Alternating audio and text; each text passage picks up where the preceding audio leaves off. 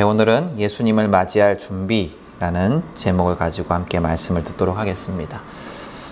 제가 처음으로 이제 비행기를 타고 여행을 간 곳이 어디냐면 대만이었어요. 비행기를 타고 처음 제주도도 아니고 울릉도도 아니고 비행기를 처음 탔을 때 간 곳이 이제 대만이었습니다. 그곳에 이제 여러 가지 처음 간 여행이니까요. 좋은 기억들이 있는데 그 중에서 저거 우리나라에도 좀 있었으면 좋겠다라고 생각했던 게 있었어요. 대만에 가서 본 것 중에. 그게 뭐냐면 몇 초가 지나면 다음 신호로 바뀌는지를 알려주는 신호등이었어요. 우리나라에도 보행자 신호등이 그렇게 달려있죠, 그죠? 보행자 신호등에 파란불이 딱 켜지면 파란불이 언제 꺼진다라는 것을 알려주잖아요. 근데 대만의 신호등은 자동차 신호등에도 다 그렇게 달려있어요. 그래서 파란불이 딱 바뀌면 몇 초 뒤에 바뀐다. 빨간불이 딱 바뀌면 몇 초 뒤에 바뀐다. 이게 다 달려있는 거죠. 그래서 이제 얼마 시간이 지나면 신호가 바뀔지를 쉽게 알 수가 있습니다.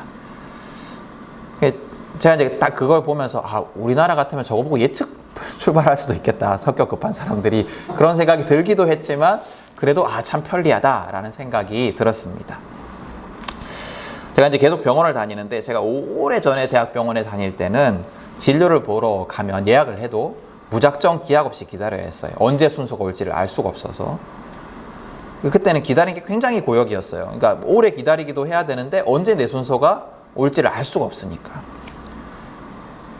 그러다가 이제 시간이 좀 지나고 나니까 내가 이제 진료 볼 사람의 명단을 이렇게 적어주기 시작하더라고요. 그래서 몇 시 예약자 이렇게 명단을 쭉 적어주고 거기서 내 이름이 적혀 있는 걸 확인할 수가 있으니까 내가 몇 번째쯤 되겠다라는 걸 예측할 수 있게 해줬습니다. 지금은 이제 제가 다니는 병원에서는 10분 단위로 예약을 받고 전광판에 이제 내 순서가 이렇게 뜹니다. 그래서 이제 예약 시간보다 늦어지면 몇 분 정도가 지체될 거다라고 알려주기도 합니다. 물론 이제 그렇게 한다고 해서 딱 제가 예약한 시간에 딱 진료를 본다라고 확신할 수는 없지만 이제 그렇게 이제 정보를 주니까 언제 얼만큼 기다려야 된다라는 것을 예측할 수 있는 정보를 주니까 기다림의 고통이 예전보다 아주 많이 줄어들었어요. 얼마를 기다리면 되는지 알면 기다리는 시간이 길더라도 참을 수가 있는데 모르고 기다려야 할 때, 기약 없이 기다려야 할 때 참 힘들다라는 생각이 들어요. 오늘 읽은 그 마태복음 말씀에 보면 우리 오늘 본문에도 나오지만 앞에 본문에도 인자가 다시 올 때에 대해서 24장 36절에 보면 이렇게 기록되어 있어요. 그날과 그 시각은 아무도 모른다. 하늘의 천사들도 모르고 아들도 모르고 오직 아버지만이 아신다. 라고 기록되어 있습니다. 오늘 읽은 본문 13절에도 그죠? 13절에도 너희는 그날과 그 시각을 알지 못한다. 라고 말씀을 하고 있습니다.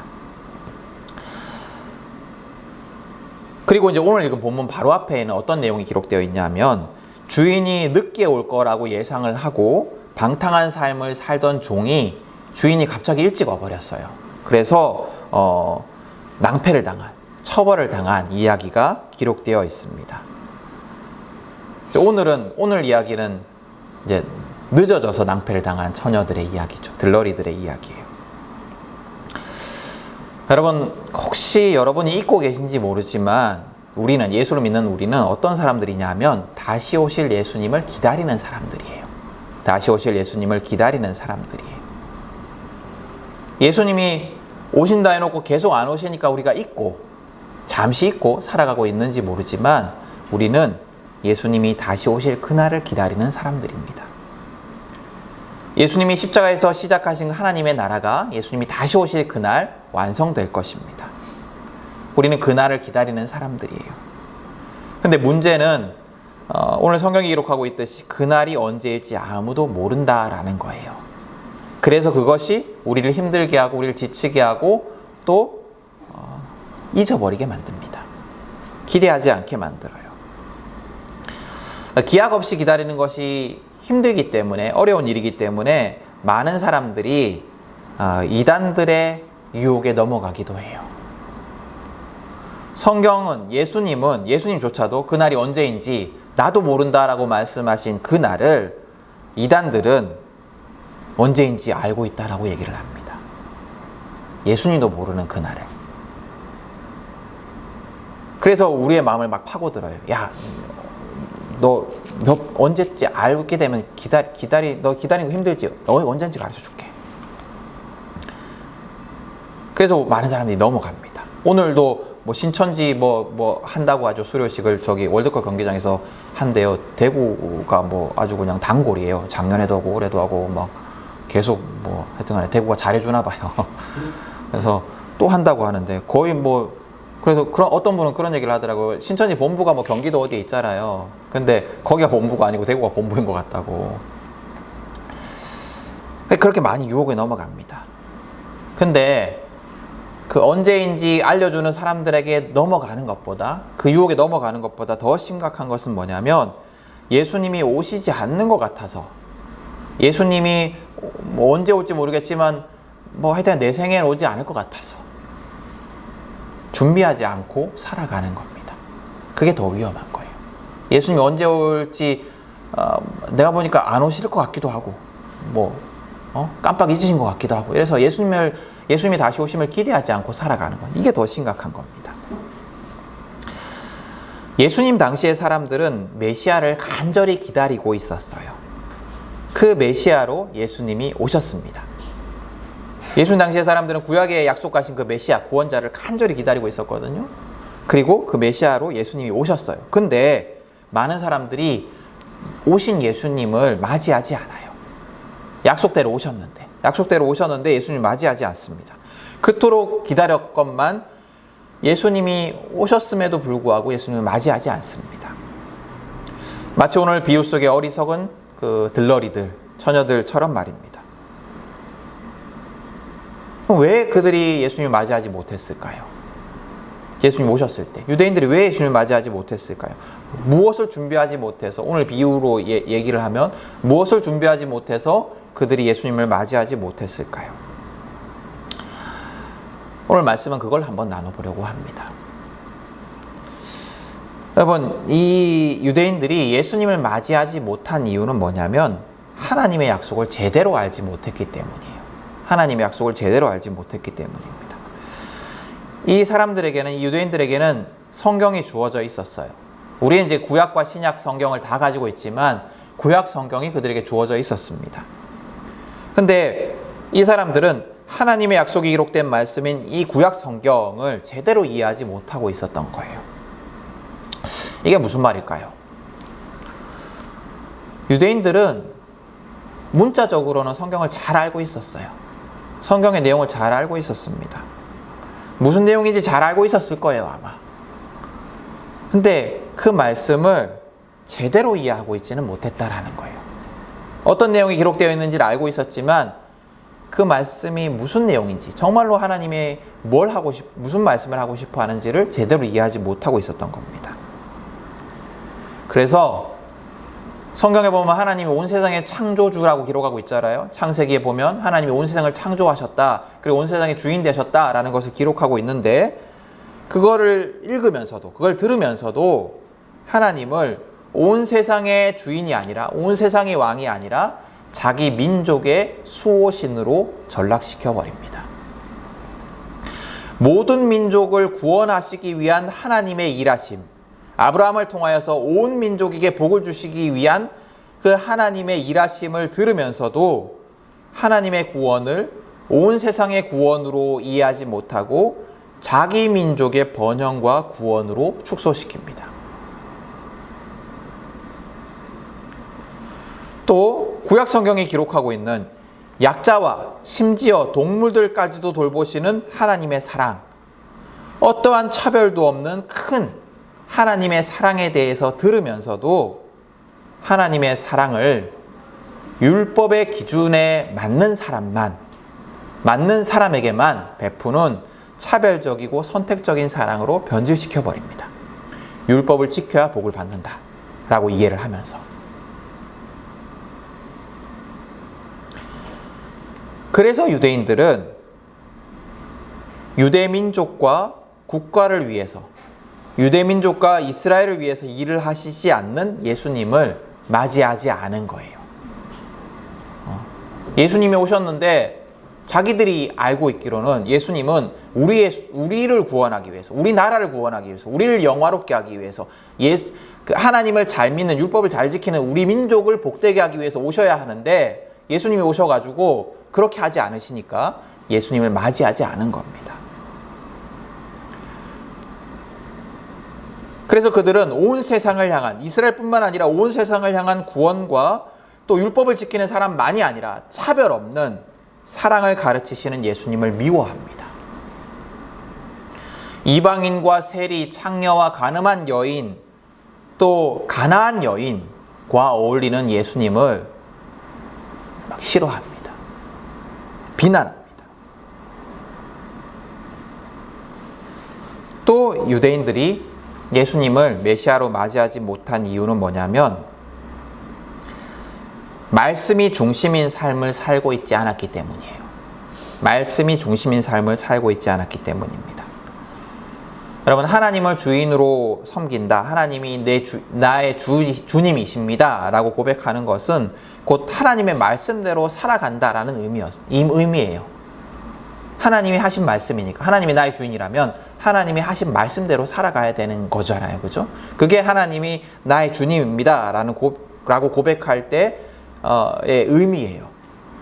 근데 유대인들은 스스로를 하나님의 백성이라고 생각했고, 또 하나님의 말씀인 성경을 아주 소중하게 여기고 그 권위를 인정하는 것처럼 보였지만, 실제의 삶 속에서는 말씀이 중심인 삶이 아니라 자기 욕망이 중심인 삶을 살았습니다.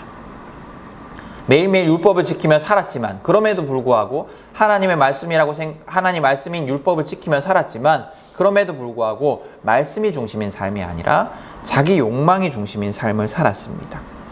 그래서 예수님이 그들이 바라던, 그들이 욕망하던 그런 것과 다른 이야기를 하시자 예수님을 배반합니다. 예수님의 제자들을 한번 생각해 보십시오. 그들이 바라던 욕망이 있었어요. 예수님과 함께 바라던 욕망이 있었어요.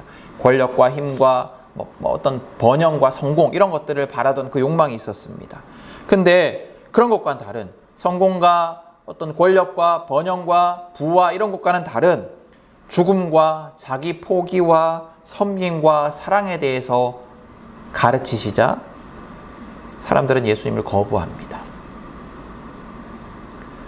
그것이 하나님의 말씀임에도 불구하고, 그것이 진짜 하나님의 말씀임에도 불구하고, 하나님의 가르침임에도 불구하고 나의 욕망과 하나님의 가르침이 어긋나자, 예수님이 그것이 어긋난 것이다 라고 가르치자 예수님을 거부합니다. 그래서 유대인들은 예수님이 오셨을 때 예수님을 맞이하지 않았던 거예요.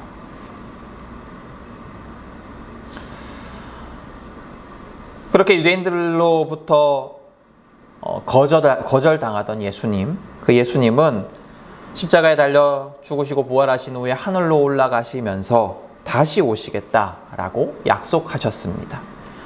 우리는 그 약속이 이루어질 날을 기다리며 살아가는 자들입니다. 그러나 때때로 우리는 그 약속을 잊고 살아갑니다. 매일매일의 삶이 바빠서, 또 여러 가지로 너무 고민하고 걱정할 것들이 많아서, 또 여기저기 즐기고 누릴 것들이 많아서 그 약속을 잊어버리고 살아갑니다. 바빠서 있기도 하고, 나 지금 너무 행복하니까 예수님 나중에 왔으면 좋겠다라고 생각하면서 있기도 하고, 그렇게 우린 살아가요. 근데 그런 우리에게 지금 예수님께서 다시 오신다면,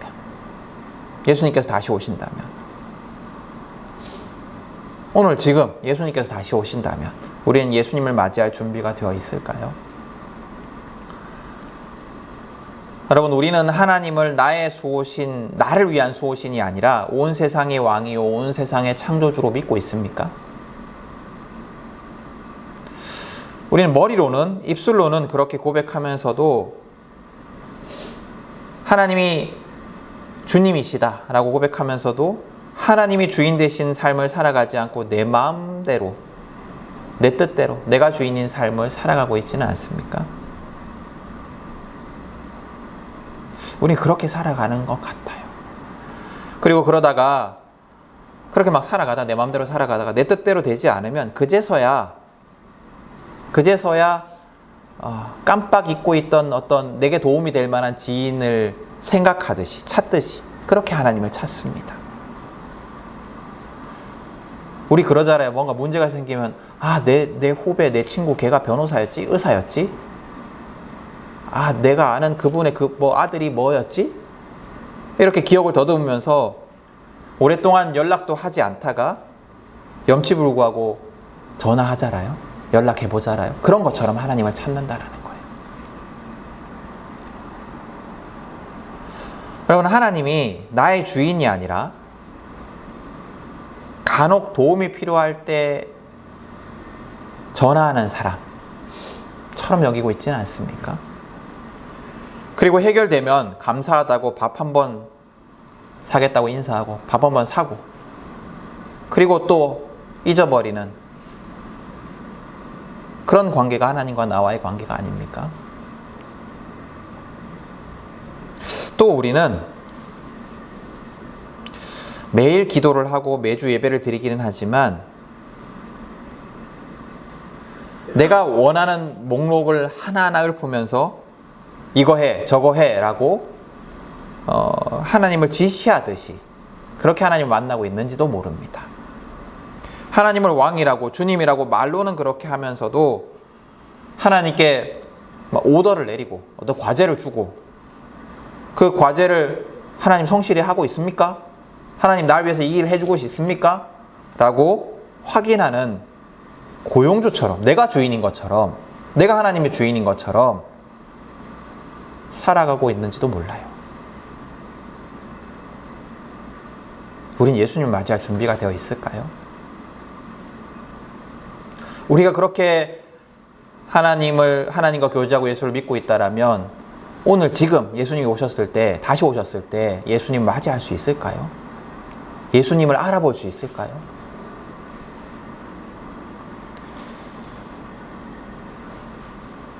또 우리가 차별 없는 경계 없는 사랑의 예수님으로 인하여서 그 예수님의 사랑으로 인해서 구원받았다라고 고백을 하고 그 예수를 믿는다고 하면서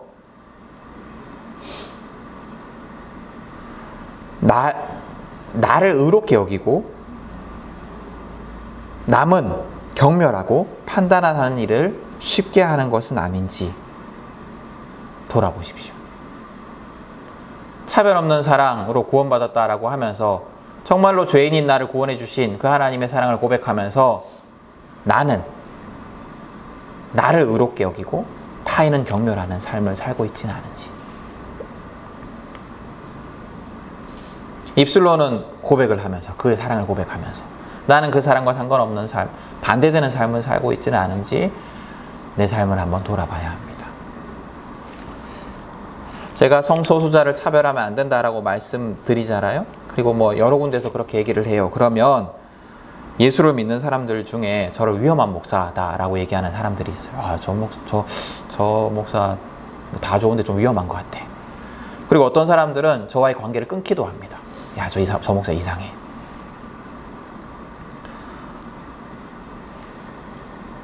마치 예수님이 죄인들의 집에서 식사를 하고 창녀를 축복하셨을 때 바리새인들이 예수님에게 한 것처럼 말입니다. 죄인인데 절대 축복하면 안 되는데 절대 밥을 같이 먹으면 안 되는데 그 사람과 식사를 하고 그들을 축복하시는 예수님을 보고 예수님 이상하다, 위험하다 라고 말했던 바리새인처럼 그렇게 말입니다. 여러분, 우리에게 차별과 혐오와 또 편협한 또 이기적인 그런 사랑의 마음이 있다라면 그런 사람은 예수님을 맞이할 수 없어요. 우리가 그런 사람이라면 지금 다시 예수님이 오신다 하더라도 예수님을 비난할 거예요. 저 사람 위험한데? 저 사람 이상한데? 또 우리가 예수를 믿는다고 하면서도 하나님의 방식이 아니라 성경의 방식이 아니라 세상의 방식대로 살아간다면 우리는 예수님을 맞이할 준비가 되어 있지 않은 사람입니다. 여러분, 우리가 말씀을 늘 듣지만 예수님의 가르침이 어려운 이유가 뭐예요? 예수님은 우리가 익숙한 삶의 방식과 다른 삶을 요구하거든요. 우리는 한 대 맞으면 두 대 때려야 되고 요거도 먹으면 3배, 4배는 욕을 해야 되고 이게 시원한 것이 우리고 또 성공의 방법이 있으면 그거 남들보다 먼저 해서 성공해야 되는 것, 남들보다 더 잘해서 부를 얻어야 되는 것, 이게 우리에게 익숙한 방식인데 우리가 늘 말씀을 보고 있지만 예수님의 가르침을 듣지만 예수님은 욕망을 위한 삶, 성공과 번영과 힘과 쾌락을 위한 삶을 거부하셨어요. 그리고 복수가 아니라 이웃을 위한 삶, 섬김과 사랑의 삶을 사시고 가르치셨어요. 그래서 우리가 말씀을 읽을 때마다 힘들잖아요. 어렵잖아요. 근데 예수님은 그걸 가르치셨어요. 그리고 예수님은 아주 중요하게도 그 삶이 우리가 볼 때는 어렵고 힘들고 전혀 행복해 보이지 않는, 우리가 지금 바로 손에 잡을 수 있는 그 행복과 부를 잃어버리게 만드는 그런 삶을 욕망을 위한 삶보다 더 행복하고 진정으로 기쁘고 충만한 삶이다 라고 우리에게 가르치셨습니다. 니들이 생각하고 니들이 바라고 니들이 추구하고 살아가는 그 삶의 행복, 그것과 비교할 수 없는 정말로 진정으로 기쁨이 넘치는 행복이 그 사랑과 섬김의 삶 속에 있다, 포기의 삶 속에 있다, 자기 부인의 삶 속에 있다 라고 예수님은 가르치셨어요. 근데 우리가 그 가르침을 듣고 있으면서 믿는다 말을 하면서도 우리가 반대로 세속적 욕망에 몰입하여서 욕망을 이루는 것을 내 삶의 목적으로 삼고 그것을 위해서 하나님을 이용하는 삶을 살아간다면 우리는 자기가 바라던, 자기 욕망을 이루어 줄 것이라 기대하던 메시아의 모습과 다른 예수님의 모습에 실망하고 예수님을 배반했던 유대인들처럼 예수님이 지금 다시 오시더라도 반드시 배반할 거예요. 반드시 배반할 거예요. 왜냐하면 예수님은 내 욕망을 방해할 것이기 때문이에요.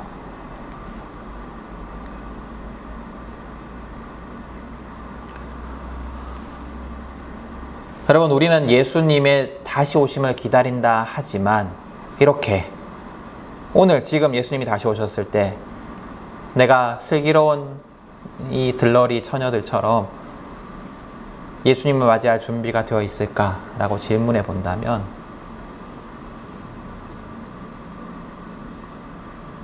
참 어려운 것 같아요. 여러분, 우리가 입술로 하나님을 어떻게 고백하고 있든지 간에 실제로 하나님을 나의 왕이 아니라, 나의 주인이 아니라 내 필요를 위해서, 내 욕망을 이루기 위해서 이용하고 또 내 요구만을 늘어놓으면서 하나님 왜 이거 안 해주세요? 하나님 왜 이거 안 해주세요? 라고 하나님을 다그치며 만나고 있다라면 우리는 하나님의 백성이 아니에요. 우리가 말씀대로 살아가는 것이 아니라 내 생각과 판단을 위해서 말씀을 이용하는 사람이라면 우리는 예수님을 맞이할 준비가 되어 있는 사람이 아닙니다. 우리가 온 세상을 향한 차별 없는 하나님의 사랑과 예수님의 사랑을 닮아가지 않고 도리어 그 사랑과 다른 반대되는 편협하고 이기적인 우리만 사랑하는 사람들이라면 우리는 하나님의 아들을 맞이할 수 없을 겁니다. 예수님은 다시 오셔서 우리를 찾아오신 뒤에 우리의 모습을 보시고 나는 너희를 알지 못한다 라고 말씀하실지도 모릅니다. 여러분, 예수님은 다시 오시겠다 약속하셨습니다. 그때가 언제일지는 아무도 모릅니다. 우리는 흔히 예수님이 다시 오실 날을 기다린다라고 얘기를 해요. 근데 다시 오셨을 때 우리가 예수님 맞이할 준비가 되어 있습니까?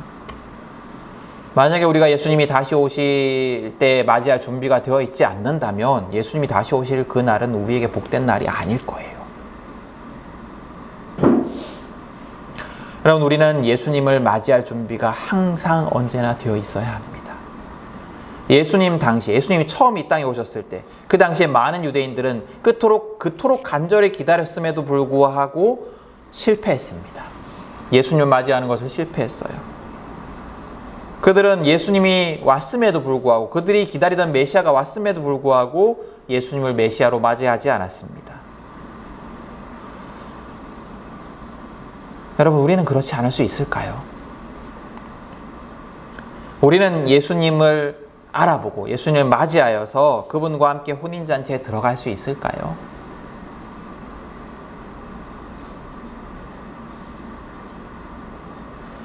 두려운 마음이 들어요. 여러분, 오늘 말씀을 기억하면서 매일매일 고백하고 되새기고 내 삶을 조정하십시오.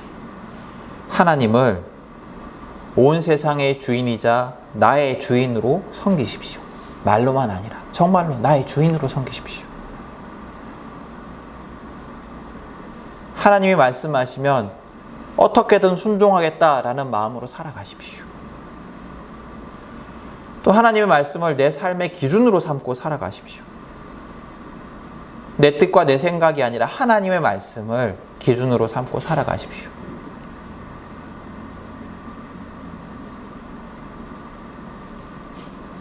또 차별 없는 사랑으로 모든 이들을 섬기고 성공과 번영과 부와 힘을 위한 삶이 아니라 말씀에 순종하는 삶, 섬김과 사랑의 삶을 살아가십시오. 그렇게 언제든 예수님이 다시 오실 때 예수님을 맞이할 준비가 되어 있는 사람이 되십시오.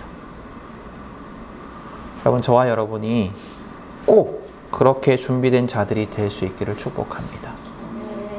주님이 문을 열고 들어오셨을 때 그분이 주님인지를 알아챌 수 있는 준비가 되어 있는 우리가 될 수 있기를 간절히 소망합니다.